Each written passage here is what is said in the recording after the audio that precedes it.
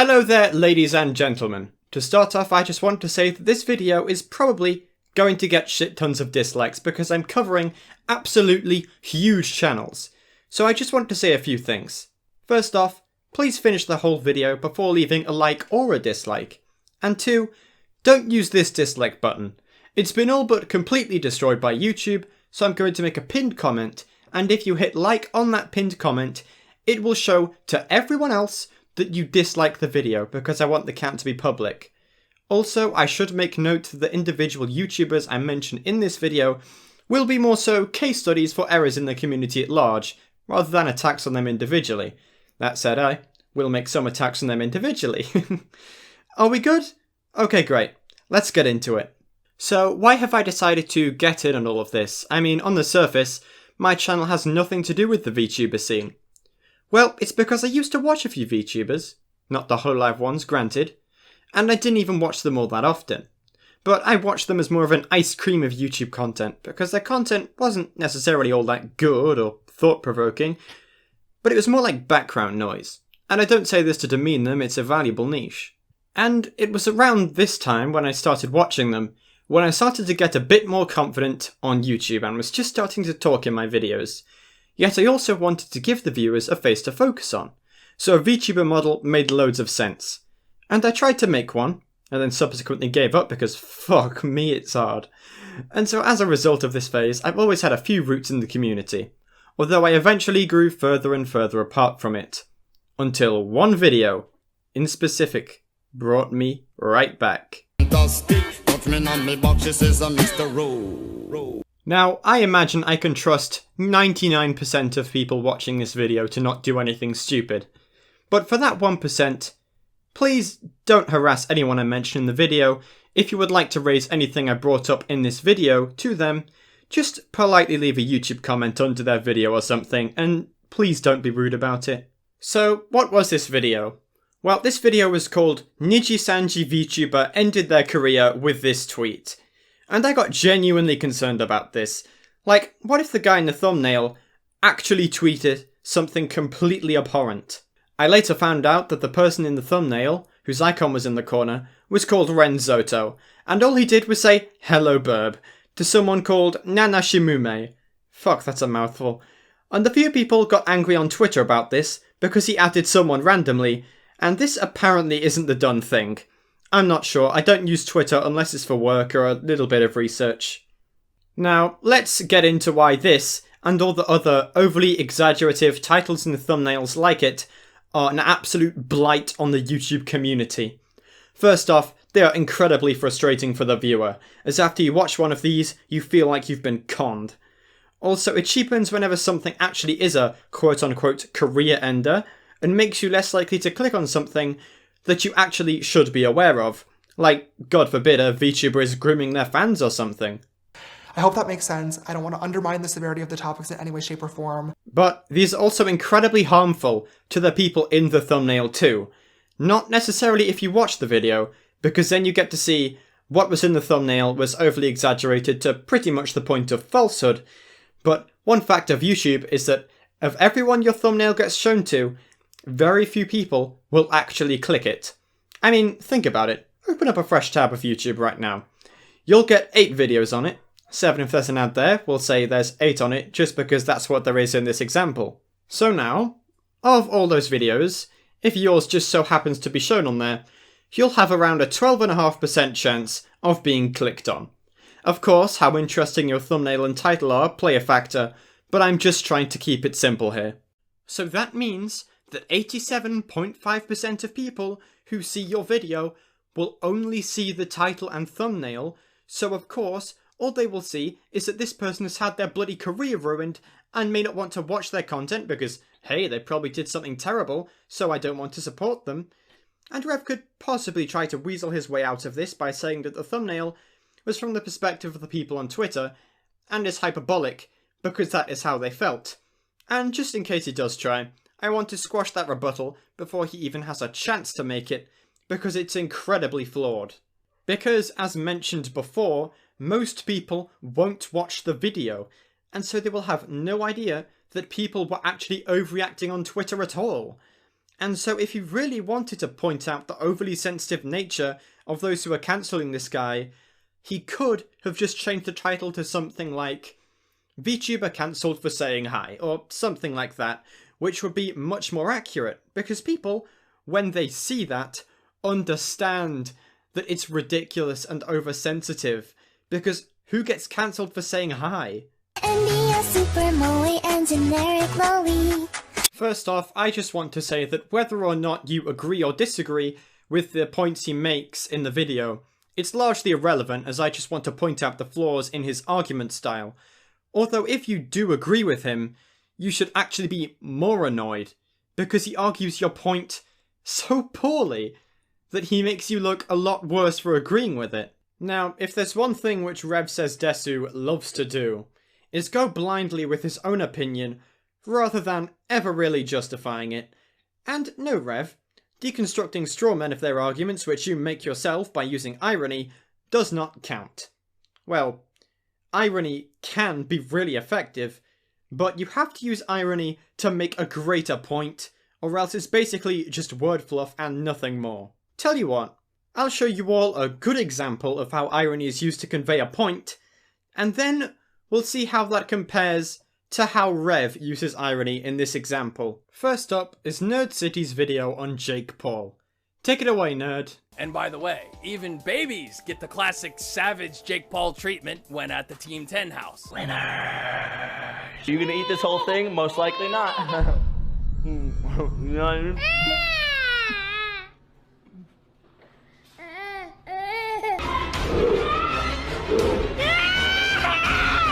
So, what point is Nerd City trying to make here?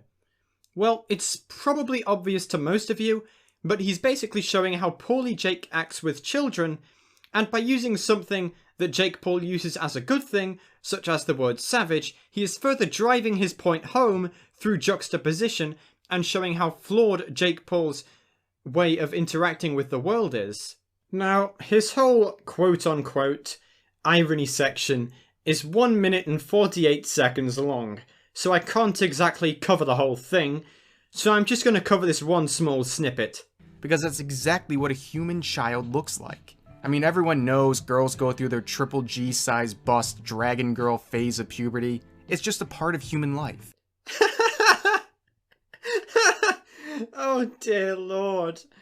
Never in my life have I seen so much stupidity in 20 fucking seconds. I mean, why are you bringing up the dragon horns thing? That's such a moot point, because, hello, the show is called Dragon Maid. It's a fantasy show. So why are you saying that her having horns invalidates the argument of her looking like a child? Because horns are in the aesthetic of the show.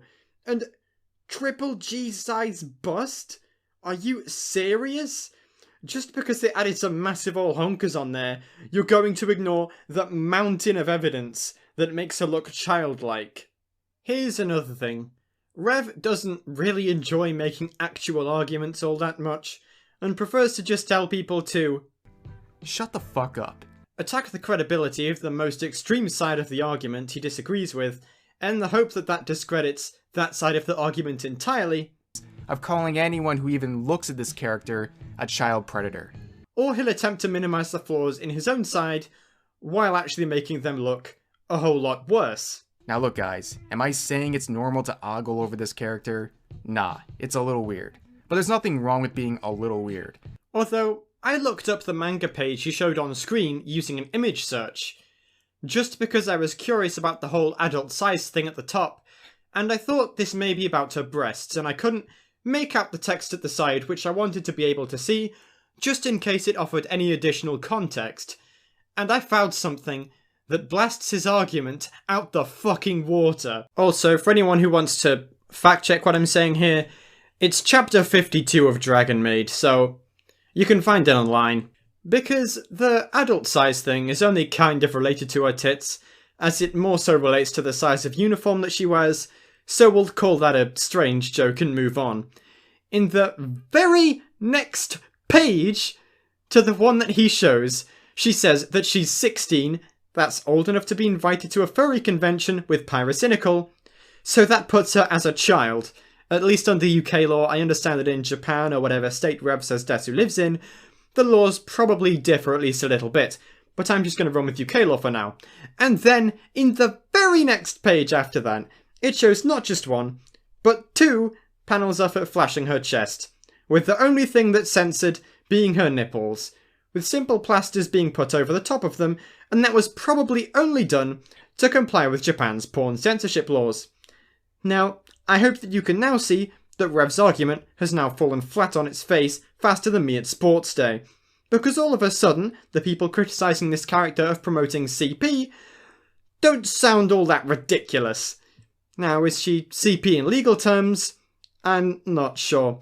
Different places have different rules, and to be quite honest, I don't really want to look it up because that's one ridiculously suspect thing to have on my search history.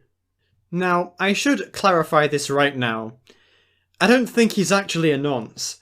I don't think that he knew she was 16, and I feel like he probably just looked up iLulu manga page so he could talk about how the manga fans were annoyed with a relevant background image, and just so happened to find this one. Because to be quite frank, nobody, and I mean nobody, would be so dumb to make an argument so easily debunked if they were looking for a way to justify their paedophilia. Because if they did, it would be argument suicide. I just think this shows how abysmal his research is more than anything else. In fact, he does actually say this. Now look guys, am I saying it's normal to ogle over this character? Nah, it's a little weird.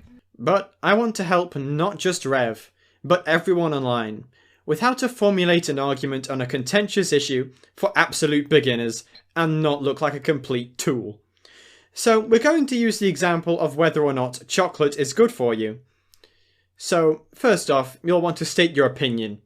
I'll say that I think that chocolate is good for you for the sake of this example. Both this step and the next step can be done in either order, but you'll then want to give some evidence for your point. So I'll say that some studies have found that chocolate can help prevent heart disease and memory decline. Now you'll want to address the points of your opposition, such as that chocolate is high in fats and sugars, which can lead to other diseases such as obesity or diabetes, and obesity can actually contribute to heart disease. Now, there are 2 things that you can do with your opponent's points. You can either attempt to completely dismantle them, which is a lot harder but a lot more successful if you can get it right, or you can just attempt to minimize them and show that the advantages of your side are worth it. I want to show you the differences in both. This is going to be the minimization method. Well, chocolate may help to counter the heart disease which could be caused by obesity, and surely preventing the memory deterioration of old age is far more important than obesity, as surely being a healthy weight and not having a working mind is much worse than having a working mind and being overweight. Now, here's the dismantling method. Well, actually, both the type 2 diabetes issue and the obesity issue are completely irrelevant, because as long as you don't eat that much chocolate, then you won't be obese or be diabetic, but you will have the positives from eating it. And there you go. While my issues with Rev Says Desu do go on with some of his other videos, they tend to fit into these same types of issues, being misleading thumbnails, excessive clickbait, misrepresentation of arguments, and evidence which doesn't actually support his point. So we're going to move on to... Oh shit. For the record, I'm probably going to absolutely butcher the pronunciation of this name over and over again.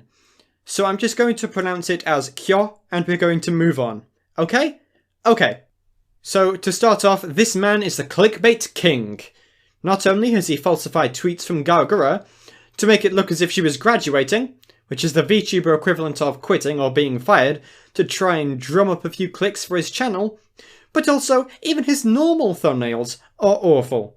And I want to illustrate why some of his thumbnails are so harmful.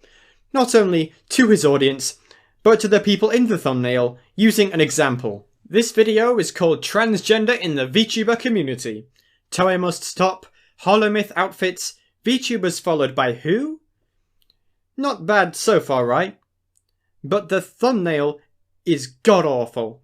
The worst thing about this thumbnail, though, is that I think I can convince you all watching this that it wasn't just an accident or a coincidence, but a concerted effort to clickbait this person being bad, who did nothing wrong, and he knows that it's shitty because he's also tried to deflect criticism on this in the thumbnail, which I'll show you all in case anyone made a video like mine. And I'm going to show how his attempt to deflect this is complete bullshit. So you have this woman in the thumbnail. Her name is ArtsyVRC, she's a trans VTuber. She has an arrow pointing directly at her, with the words "please stop" written on the bottom. Now, I would put my life savings on the fact that 90% of people who saw this thought that the video was going to report on something bad that she had done and was telling her to, please stop what she was doing. But if you actually watch the video, he mentions nothing about anything bad that she has done, and is basically just reading an article about trans VTubers that uses her as an example.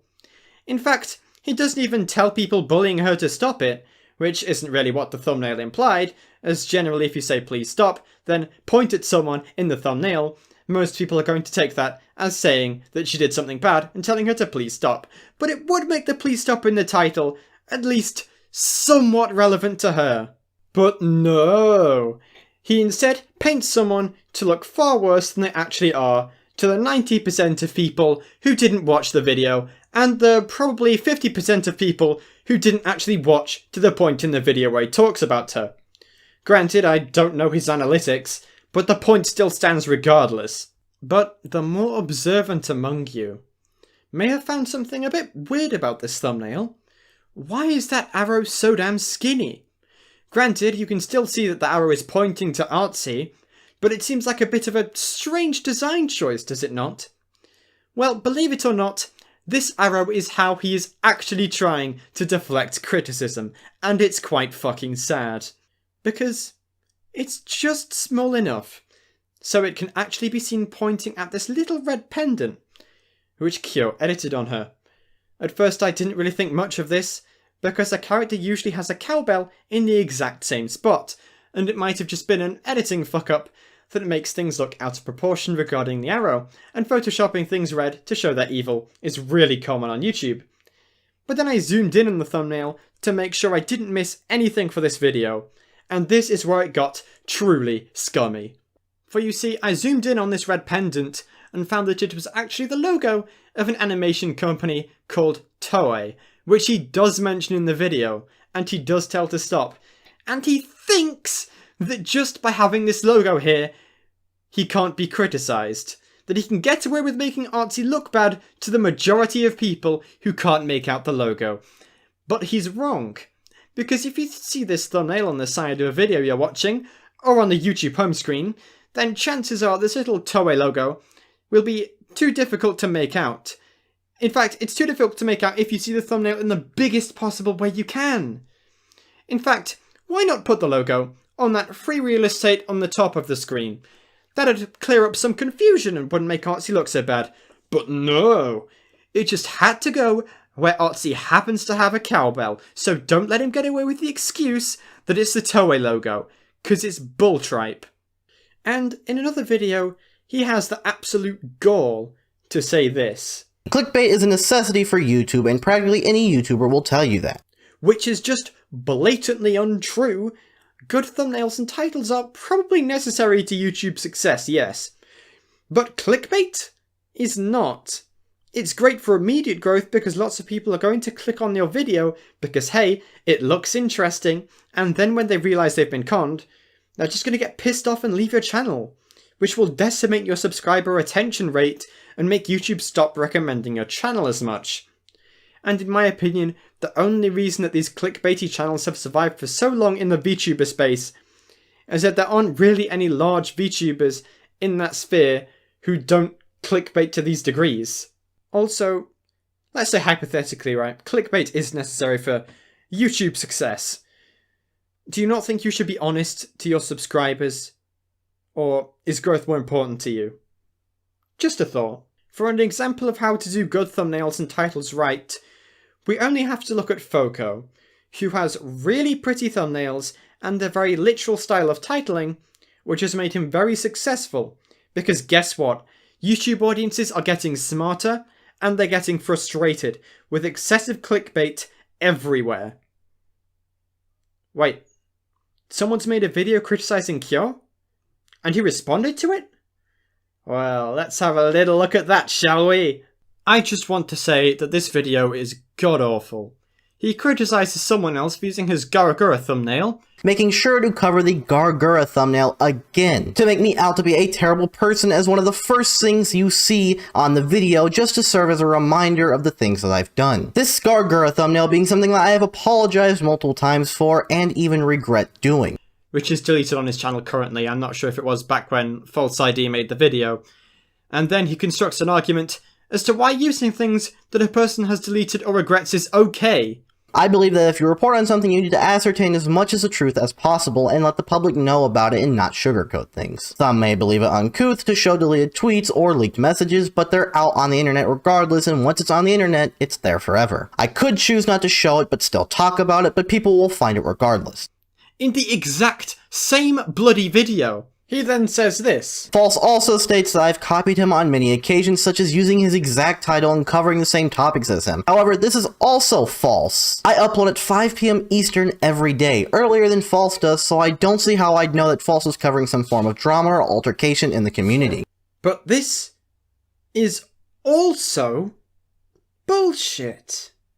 Because yes, False ID's videos come out later than yours, so you couldn't know if only the videos were taken into account. But False ID streams on Twitch and talks about the issues there sometimes. So Kyo could have watched False ID's streams and then covered the topics that were in that stream. Did that happen? I'm not sure, as I can't exactly watch those streams anymore, but that would explain why they tended to have similar video topics, and the fact that False ID's videos are often just clips from his streams further support this theory. He also says this here in a moment, but I want to address something else first. Just a quick note, while editing this video, I realized that False is actually complaining about a tweet I made about the Rusia situation that was worded similarly to his. I don't even read his tweets and didn't realize until someone pointed it out to me that's what he was complaining about, because when I listened to his video, it was just in the background and I didn't see what he had up on the screen. Which is absolutely ridiculous, because one, why in the hell are you responding to a video without having properly watched it? And two, if this really was an editing mistake, just edit it out and re-record the audio. I don't understand it. Actually, no, I do. That's a lie. Here's what I think he's trying to do, even though, again, I have no proof for this. I think he's trying to colour a bad perception for False ID, but without actually throwing any allegations out there, because if he did, they'd be disproven. So he's just throwing out accusations which don't make very much fucking sense, and then he's saying, oh, sorry guys, that was an editing mistake. It's fucking boring, it's fucking sad, and I suggest you actually get a good argument technique. Okay? Okay. Because I'm sick and fucking tired of listening to this rambling codswallop. Oh, and he also says he's improved his clickbait. Here, I have worked this last month to better my content layout as well as not go too far with my clickbait, such as making a fake tweet. Well, let's have a look at that, shall we? Here's a video made before the situation, and here's the one made afterwards. It's ridiculous. But, hey, maybe he actually is deleting his channel. Let's find out! As for our first topic today, we're going to look over a tweet that I made just last night. Basically just saying that because I've been way too lazy when it comes to my stream schedule, I'm going to be streaming every single day for an entire month, and if I miss a single day, I am deleting my Twitch channel. So, he'll delete his Twitch channel if he doesn't stream every day for a month. Okay, I mean, saying you might delete your channel is more accurate, but whatever. Tell you what. If you hold up on your deal and either stream every day for a month, starting on the Sunday after this video, and delete your Twitch channel if you don't, then I'll cede this point. Well, let's see then, shall we? This was uploaded on the 9th of July, which was a Saturday. So I had one day on. 10th of July is a Sunday. So he should have streamed every day up to the 10th of August, making his last stream only 8 days ago at the time of writing.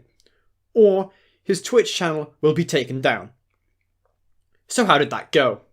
Well, he last streamed a month ago, at least according to his Twitch, although I think he deleted his streams after he did them, so I'm unsure as to how accurate that is. Tell you what, let's look at his Twitter. Oh. He gave up on the 23rd of July. And he won't be deleting his Twitch.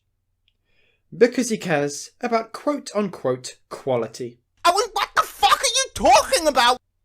Listen, Kyo, I somehow doubt that the quality over quantity methodology is something that you subscribe to. I think he just got bored.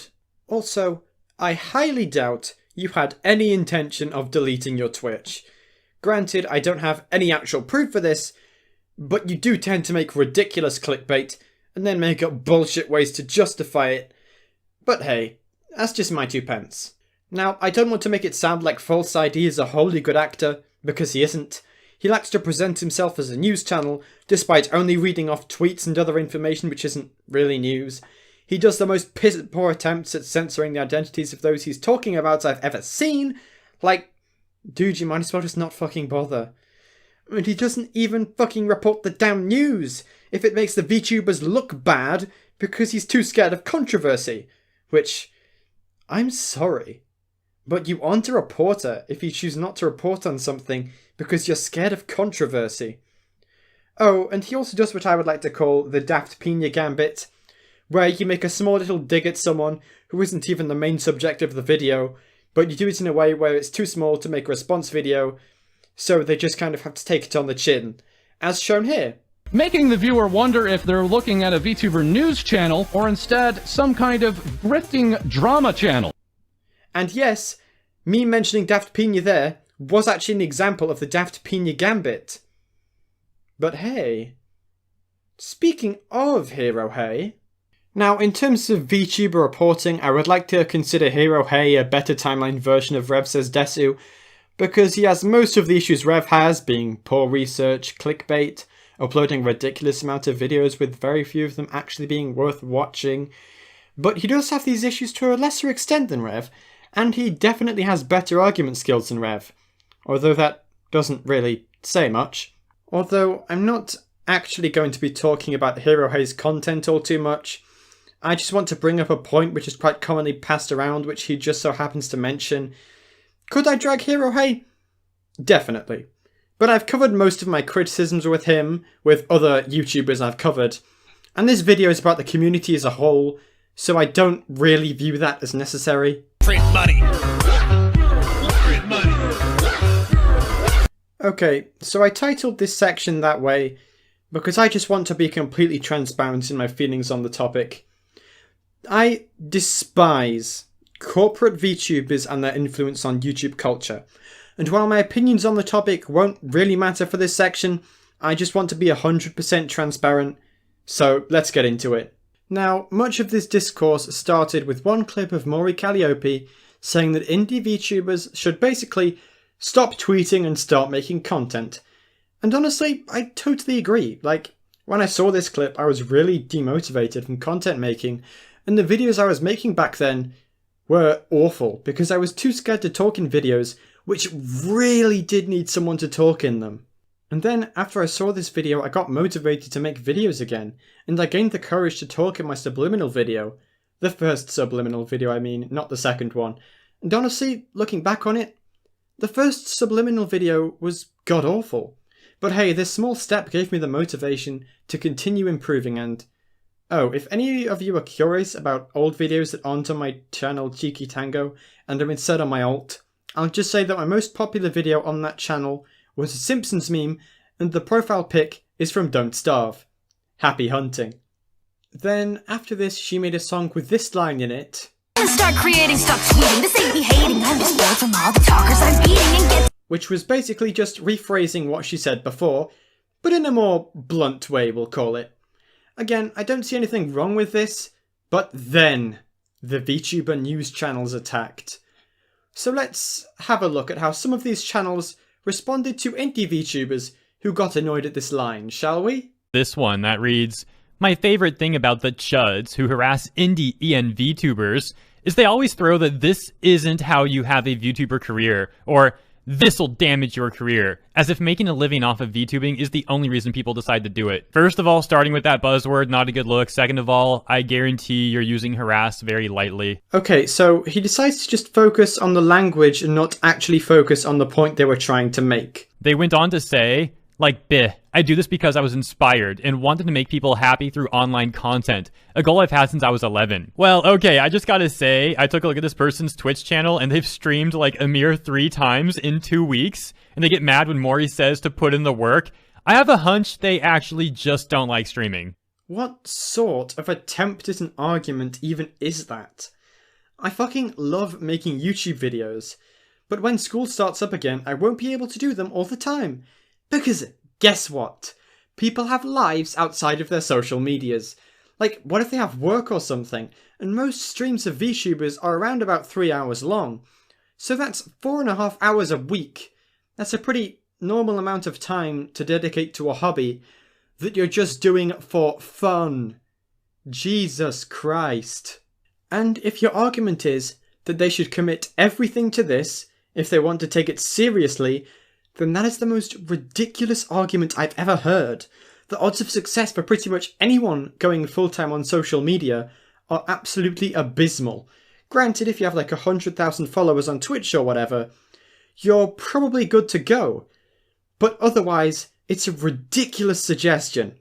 It's like a lottery winner telling everyone else to put their money into lottery tickets because, hey, it worked for them. As they went on to say, the corporate VTubers have unfortunately poisoned the minds of these people, making them only think about VTubing in regards to money and numbers. Not that I'm saying that Huddle Life girls don't enjoy what they do, I imagine they do greatly, but I just do this because I love it. Yeah, okay, so you get mad at Maury's advice, you barely stream, yet you gotta tell the world how much you love doing this stuff. Right. Next. Now, I'm going to explain this to you, Hero Hey, and to every other news channel making these types of arguments. Social media, just for fun, isn't the ridiculous fantasy you think it is. And just because you're bored out of your minds making your content because it has the same amount of creativity as a stale piece of toast, that doesn't mean everyone else follows your ridiculous dogma. I track for a moment and show you a VTuber who's actually taking Maury's advice, kind of a juxtapose to the other tweet we just read that says it's not helping anyone. Well, this VTuber says, if your takeaway from it is, oh, but she has the money and corporate backing to succeed, you're entirely missing the point. She got the corporate backing through her own content creation work before this quote-unquote life. She knows the grind. She knows the excuses we tell ourselves. Holy hell, ladies and gentlemen.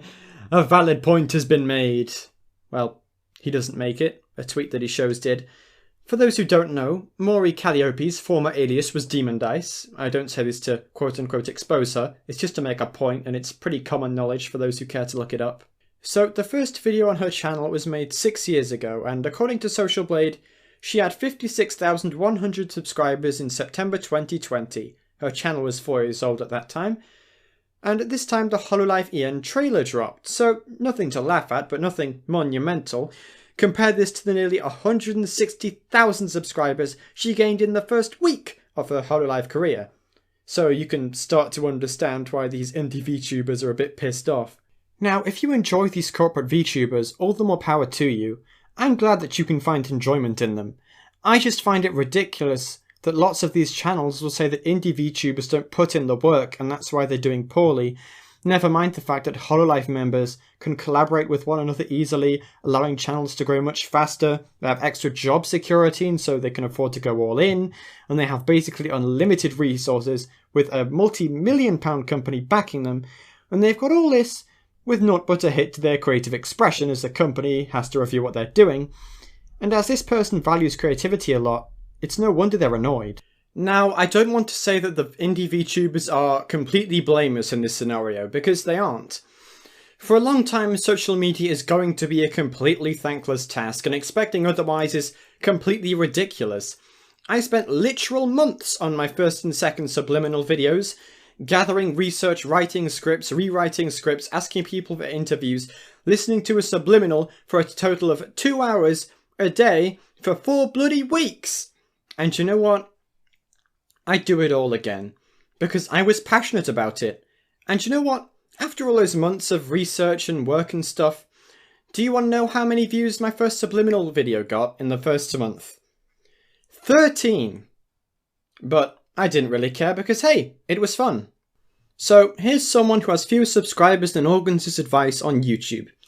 Should you choose to take it, although you probably shouldn't. YouTube is a void that sits on the internet. Realistically, throwing something into a void is pointless. But hey, you like making things, regardless of the rewards they bring. So you keep making things and throwing them in there. You should accept that nothing will come of YouTube before you even start it. And if the void just so happens to transport what you made to someone else, that's simply a bonus and nothing more.